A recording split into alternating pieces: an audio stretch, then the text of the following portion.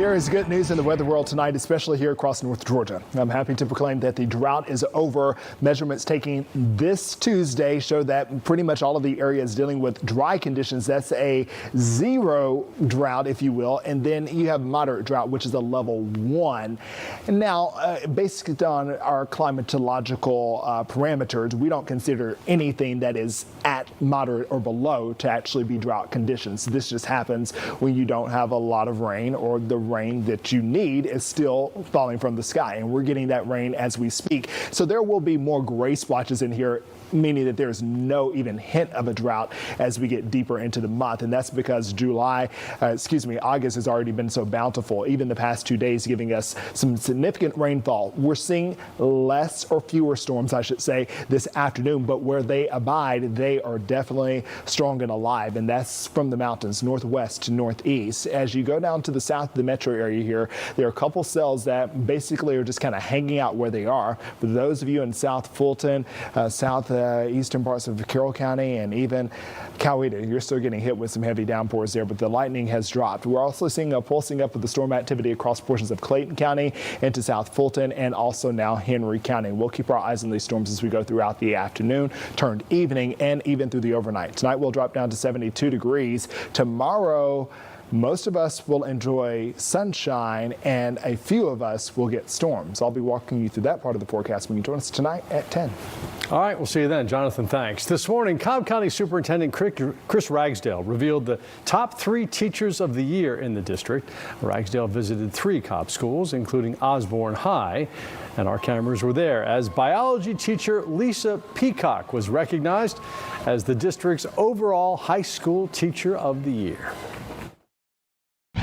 It was shocking. I had 0 clue. I really didn't even figure it out until like the last second. I was looking at one of our principals thinking, okay, why exactly is he here? I had 0 clue.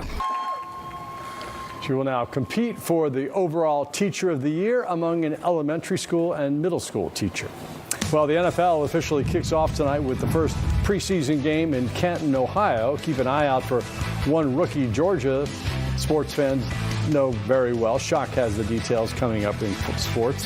And tonight on The Pulse, an Australian airline will soon charge passengers who want to store a carry-on bag in the overhead bin. The air will still be free, though. What are your thoughts? You can join the conversation now by scanning the QR code on your screen. Well, you look at the Braves schedule and you see W after W after W, and you finally count them up. They currently sit at 7 dubs in a row with a chance to sweep the Marlins tonight. The Bravos came into the season thinking their bats would be the strength of the team. At times they have, but another part of the team's success has been from the bump. Our Lexi Bowden is at Truist Park and has more on the emergence of some really good pitching leading to some of the success lately.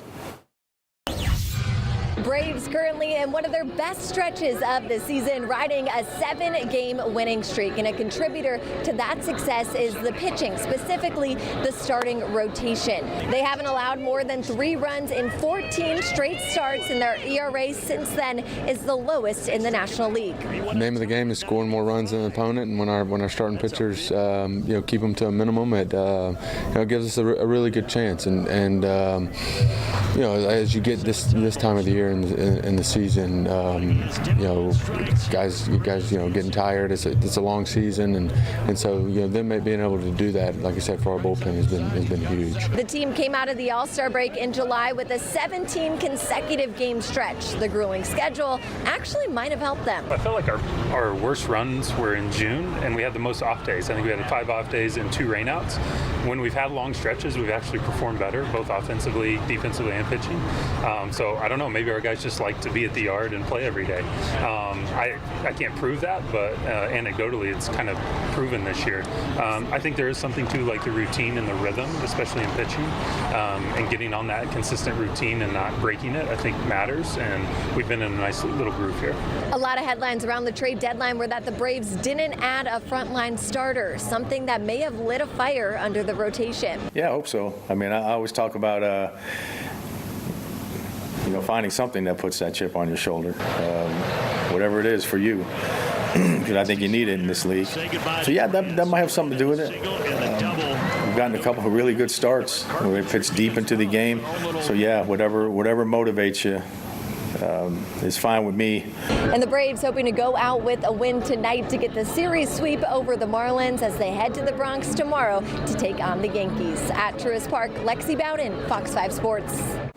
Thanks, Lexi. Well, this offseason when the Falcons signed edge rusher Azeez Ojulari, they probably expected him to be a really good depth piece to the position room. After losing fellow dog Jalen Walker to a torn ACL, Ojulari's role looks to have changed just a little bit. Now, the Falcons will be looking for even more production from the 5-year veteran who is in his 6th season joining the Falcons. Azeez has 22 sacks, 4 forced fumbles, and 113 tackles in his career so far. And understands what they must do as the unit to pick up the slack lost by the injury to Walker.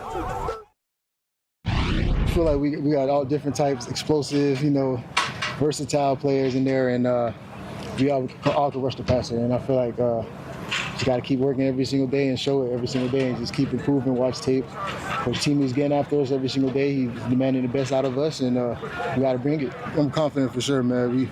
We work hard every day. We try to be the best every single day. We compete good on good, and I feel like we all going to keep improving and try to bring it every single day to just get that 1% better every single day, just improve our game and feed off each other.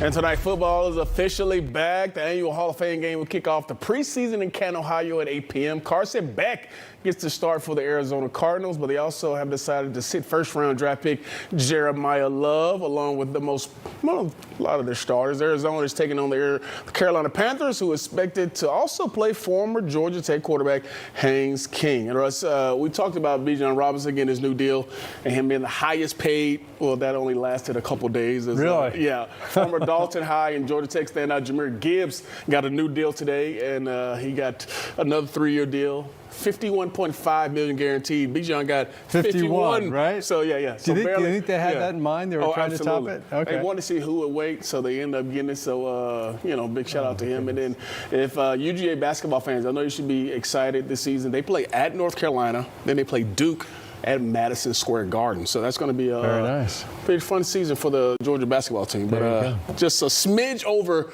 what Russ Spencer makes. Well, I was going to say $51 million. He can afford a suit just like that. Look at that suit. How about it? All right. Thanks for picking it up. The Pulse is coming up next. We'll see you tonight at 10.